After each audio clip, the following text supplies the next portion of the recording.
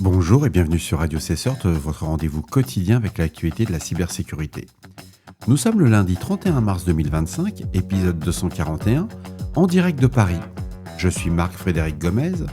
Au programme aujourd'hui, le groupe russe Water Gumayun exploite une vulnérabilité dans le Microsoft Management Console via des fichiers .msc malveillants. Une analyse de Bruce Schneier sur la compromission supposée autour de Signal. La CISA ajoute une vulnérabilité critique à son catalogue KEV. La vulnérabilité référencée sous la CVE 2025-26633. Synology Mail Server, une faille critique avec élévation de privilèges. Le CERT-FR alerte sur une vulnérabilité affectant Synology Mail Server. Bien entendu, vous retrouverez toutes les sources utilisées en description de cet épisode. N'oubliez pas de vous inscrire à la newsletter de Radio CSORT pour ne rien manquer. La CISA a ajouté une nouvelle entrée à son catalogue des vulnérabilités exploitées activement en se basant sur des preuves d'exploitation en cours. Il s'agit de la vulnérabilité identifiée sous la CVE 2024-20439 qui concerne l'utilitaire Cisco Smart Licensing Utility. Cette faille repose sur l'utilisation de static credentials, c'est-à-dire des identifiants codés en dur dans le système, ce qui peut permettre à un acteur malveillant d'accéder au dispositif de manière non autorisée. Les vulnérabilités de ce type sont souvent utilisées comme vecteurs d'attaque car elles permettent une compromission initiale fiable dans un contexte où les mécanismes d'authentification sont détournés. Toutes les Red Teams sont au courant entre nous. Pour rappel, chères auditrices et auditeurs, le catalogue KEV dans lequel cette CVE vient d'être intégrée fonctionne comme une liste évolutive de failles activement exploitées avec un niveau de risque jugé critique par les autorités américaines. Une info qui provient de Bruce Schneier, et on apprend que le 15 mars 2025, une conversation initiée via Signal par le conseiller à la sécurité nationale Mick Waltz pour coordonner une attaque contre les Houthis a soulevé une controverse. Un journaliste, Jeffrey Goldberg, aurait eu accès au groupe sans y être formellement invité, amenant Waltz à évoquer une possible faille technique ou une intrusion délibérée dans la foulée. Évidemment, CBS News a rapporté que la NSA avait diffusé un bulletin interne alertant ses employés d'une vulnérabilité identifiée dans Signal. Signal, pourtant reconnu pour son chiffrement de bout en bout, se retrouve ainsi au centre d'un dilemme stratégique pour la NSA. D'un côté, l'agence cherche à exploiter certaines failles pour ses opérations offensives. De l'autre, elle a la responsabilité de sécuriser les communications des responsables américains. L'utilisation de Signal à des fins militaires ajoute une pression supplémentaire. Toute vulnérabilité exploitée en secret par la NSA pourrait aussi être découverte par des adversaires avec des conséquences critiques si elle n'est pas corrigée à temps. Ce dilemme entre exploitation et divulgation s'inscrit dans le cadre du processus dit Equities Process en place depuis 2014. Il vise à arbitrer entre l'intérêt à court terme d'exploiter une faille et l'intérêt stratégique de la corriger. Mais dans ce cas précis, l'utilisation de Signal par des hauts responsables américains pour des échanges sensibles rebat les cartes. Signal n'est pas seulement utilisé par les gouvernements, mais aussi par des journalistes, des dissidents ou des acteurs malveillants, tous potentiellement surveillés par la NSA. Le maintien d'une faille dans Signal reviendrait à prendre un risque équivalent à celui d'un adversaire qui exploite cette même faille contre les États-Unis. Alors cet article met en focus la sécurité des smartphones, qui constitue une autre problématique majeure, mais surtout c'est que les responsables aient utilisé des terminaux personnels ou professionnels, les smartphones restent vulnérables à des attaques ciblées.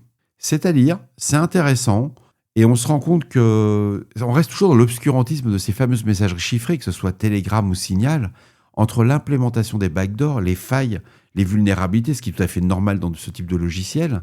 On ne sait pas trop comment on doit se positionner, si on doit les utiliser ou pas. Bon, j'arrive toujours pas à comprendre que comment des militaires peuvent mettre des plans d'attaque sur des messageries qui ne leur appartiennent pas, qui ne sont pas, entre guillemets, on-premise chez eux. C'est quand même lunaire, quoi. On voit que ce changement de génération.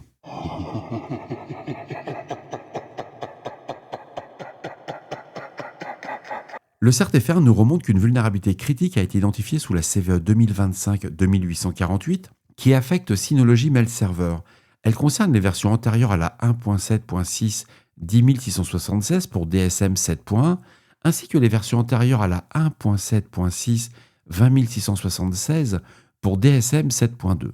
Cette faille permet à un attaquant de compromettre à la fois l'intégrité et la confidentialité des données traitées par le service, tout en contournant les politiques de sécurité mises en place sur l'infrastructure ciblée. Aucune information technique détaillée n'a été rendue publique à cette date concernant la méthode d'exploitation ni le vecteur précis de l'attaque. L'éditeur a publié un correctif à travers un bulletin daté du 27 mars 2025. Il est fortement recommandé d'appliquer les mises à jour fournies pour atténuer les risques associés à cette vulnérabilité. On ne discute pas, on patch. Le groupe Watergamayun, également connu sous le nom de Encrypt Hub ou Larva 208, exploite activement la CVE 2025-26633, surnommée MSC Evil Twin. Cette faille dans le framework Microsoft Management Console permet l'exécution de fichiers .msc malveillants et le déploiement de plusieurs charges utiles dans les implants Silence Prime ou Dark Wisp. Les chaînes d'attaque combinent des packages de provisionnement, les fameux .ppkg, des fichiers d'installation signés au format .msi et des fichiers MSC falsifiés. On en avait déjà parlé dans Radio Cessort au mois de décembre. Donc vous voyez, ce sont des scénarios d'attaque, mais quand une fois ils sont utilisés, qui sont fonctionnels, qui sont efficients, et ben on va les réutiliser et on va changer juste un petit peu la méthode. La méthodologie reste quand même sur le fond la même chose, mais on va cibler d'autres choses. Là, ce qui est hyper intéressant, c'est qu'ils vont utiliser cette vulnérabilité. Les fichiers .msi imitent des logiciels légitimes comme DingTalk, QQTalk ou Vove Meeting qui contiennent des PowerShell downloaders chargés de récupérer les payloads de deuxième étage. Donc il y a le premier étage, on fait rentrer le logiciel de façon légitime, entre guillemets, qu'il a une signature légitime, et après on va chercher les payloads. C'est génial ce type de fusée. Silent Prime est un implant PowerShell conçu pour établir la persistance, exécuter plusieurs commandes shell en parallèle et maintenir un contrôle distant. Il intègre des techniques anti-analyse pour éviter la détection. Et ce qui est génial, c'est que Dark Wisp, quant à lui, va se concentrer sur la reconnaissance système, exfiltration de données sensibles, persistance. Il va communiquer en TCP sur le port 8080 via un protocole utilisant les commandes, le format de commande /64 _commande. C'est une tuerie. Lisez l'article, ça vaut vraiment la peine. Et le troisième composant, c'est ce que j'appelle le troisième étage de la fusée, c'est le MSC Evil Twin Loader, qui va exploiter directement la CVE 2025-26633. Il va être utilisé pour déployer le Radamantis Stealer, tout en effaçant les traces post-inspection pour compliquer l'analyse forensique. Parallèlement à Radamantis, Watergamayun distribue aussi StealC, ainsi que 3 variantes personnalisées en PowerShell du Encrypt Hub Stealer identifiées comme variantes A, B et C. Ces fameux info-stealers vont collecter des informations détaillées sur les systèmes compromis, le type d'antivirus, les logiciels installés, l'adaptateur réseau, les sessions applicatives, l'historique du presse-papier, l'identifiant du navigateur et données de connexion ainsi que services VPN, les FTP et la gestion des mots de passe. Certains ciblent explicitement des fichiers associés au portefeuille de crypto-monnaies en filtrant sur des mots-clés et extensions spécifiques. Tous ces variants reposent sur une version modifiée de l'outil open source Kematian Stealer.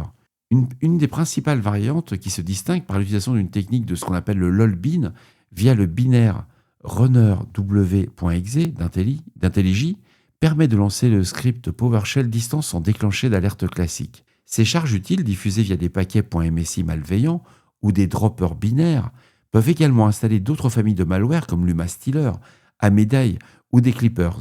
Des scripts PowerShell supplémentaires permettent le téléchargement et l'exécution de AnyDesk à des fins d'accès à distance. La campagne montre une forte capacité d'adaptation à travers l'usage de fichiers signés, l'exploitation de LOLBINS et la complexité des implants déployés qui assurent à la fois furtivité, persistance et contrôle à distance. Article hyper intéressant. En plus, il y a des IOC si vous en cherchez. C'est hyper sympa à lire. Et voilà, cet épisode de Radio Cessort du lundi 31 mars 2025 touche à sa fin. J'espère qu'il vous a apporté des informations claires et utiles. Je ne serai pas présent au FIC cette année. J'ai bien ma place, mais tous les hôtels sont pleins. Je me suis pris au dernier moment. Donc on va rester sagement au bureau. C'est dommage. J'avais des tablettes de chocolat distribuées pour les auditeurs qui étaient présents. Ça sera pour une autre fois. Si vous avez des retours ou des sujets que vous aimeriez voir traités dans ces épisodes, faites-le moi savoir. Laissez-moi un message sur le répondeur de Radio Cessort au 07 68 72 20 09, 07 68 72 20 09, ou envoyez-moi un mail à radiocessort@gmail.com. D'ici là, restez vigilants, surveillez vos systèmes et surtout, on ne réfléchit pas, on patch. On se retrouve demain ?